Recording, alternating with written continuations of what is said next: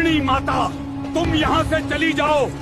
मेरे महल में तुम्हारे लिए कोई जगह नहीं है। ठीक है राव कान्हा, ये जो मेरा लकड़ी का बॉक्स पड़ा है, इसे बैलगाड़ी में रखवा दो।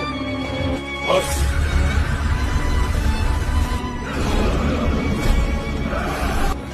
ये बक्सा भारी नहीं है का?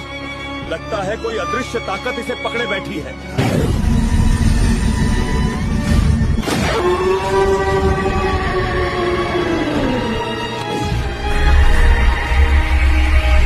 कौन सी ताकत है जो मेरी शक्ति को चुनौती दे रही है? मैं भी देखता हूँ मुझे कौन रोकता है।